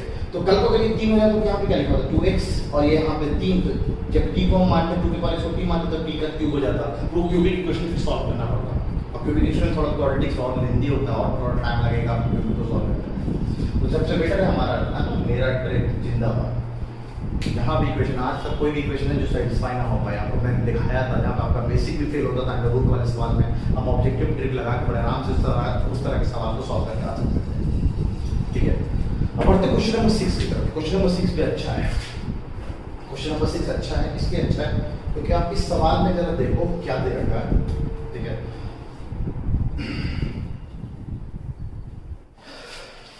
लाइट चली गई, पता नहीं आपको दिख रहा है कि नहीं, फिर भी कोशिश करता हूं कि आपको दिख जाएगा। क्वेश्चन नंबर 6 पे थे हम लोग ना, क्वेश्चन नंबर 6 है ना। क्वेश्चन नंबर 6 कहता है 2 के पावर में x - y प्लस का 3 इज इक्वल टू 4 के पावर में 3x - 2y plus 1 is equal to 8। तो आपको बताना है x, y की वैल्यू क्या होगी, यानी x और y हम क्या लिख सकते हैं। This is indirectly question of pair of linear equation in two variable. 10th class number एक चैप्टर डेडिकेटेड, चैप्टर नंबर 3 इसी पे बेस्ड है, लेकिन क्लास 8 तक में हम लोग ये 8 का 9 तक में हमें ये बता दिया था कि दो इक्वेशन, दो अननोन हो तो उसको कैसे सॉल्व करना ना, उठाओ पटक के जोड़ घटाओ मेथड, जो आपको बेनिफिशियल लगे। पहले तो हम अगर इन दोनों को इक्वेट कर देखें, आप x और y दो इक्वेशन दिखेगा आपको, तो इसको भी हम लिख सकते हैं ना इनडायरेक्टली 2 के पावर में 3। तो अगर बेस सेम है तो पावर सेम, तो पहला इक्वेशन x - y प्लस का 3 इक्वल टू 3, ये पहला इक्वेशन हो गया। और इसको हम लिख सकते हैं 2 के पावर 2 के होल पावर में 3x - 2y प्लस का 1। तो दिस इज इनडायरेक्टली क्या लिखा हुआ है, 2 के पावर में 2 से मल्टीप्लाई कर दिया तो 6x - 4y प्लस का 2 इज इक्वल टू 2 के पावर 3। अब इन दोनों को इक्वेट कर दिया है ना, तीनों बराबर है, कल को हम इन दोनों को भी इक्वेट कर सकते थे। तो वहां से एक और नया इक्वेशन, बेसिकली कोई अलग से इक्वेशन नहीं, सेम इक्वेशन मिलेगा, डिफरेंट नहीं होगा, ठीक है। अब बेस सेम है तो हम लिख सकते हैं 6x - 4y प्लस का 2 इज इक्वल टू 3। ये हमारा हो गया दूसरा इक्वेशन। इसी को हम लोग कहते हैं pair of linear equation, pair of linear equation in 2 variables. ये 2 वेरिएबल में पेयर ऑफ लीनियर इक्वेशन है। इस तरह के इक्वेशन आपने शायद लोअर क्लासेस में 8 या 9 में देखा होगा। अब इसको अगर हम बात करें, इसको सॉल्व कैसे करें, इसको सॉल्व करने का सिंपल तरीका होता है या तो जोड़ और घटाओ। एक तो तरीका है आपको फिलहाल 5 तरह से इसको भी हम सॉल्व कर सकते हैं। एक को हम लोग कहते हैं सब्स्टिट्यूशन मेथड, दूसरों को हम लोग कहते हैं एलिमिनेशन मेथड। सबसे ज्यादा आसान जो होता है वो डिपेंड करता है कि क्या दे रखा है। जैसे यहाँ का आप चाहो तो यहाँ से आपको दिख रहा है, अगर इन 3 और 3 को हम कैंसिल कर दे तो ये इनडायरेक्टली क्या लिखा हुआ है, x = 1 है ना, x - y = 0। इधर भी जाओ तो x = y। अब जहां जहां x आ रहा वहां y पटक, तो इसको हम लोग सब्स्टिट्यूशन मेथड कहते हैं। तो 6x - y को भी हमने x मान लिया इज इक्वल टू 2 को इधर भेजा तो 1 implies 2x = 1 implies x = 1/2। अगर x = 1/2 तो यहाँ पे पटक दिया x = y = 1/2, तो ये 1/2, 1/2, द आंसर इज बी। ये हो गया इसका आंसर। या फिर इसका एक और तरीका, अगर हम इसको 4 से मल्टीप्लाई कर दें और जोड़ दें, इससे सब्ट्रैक्ट कर दें, तो साइन चेंज होगी, कैंसिल हो सकता है, तो वो एलिमिनेशन मेथड कहलाता है। घबराइए, आपको मैं सिखा दूंगा, घबराएंगे बिल्कुल, ये बातें हम लोग सीख जाएंगे, कुछ ही दिनों बाद सीख जाएंगे।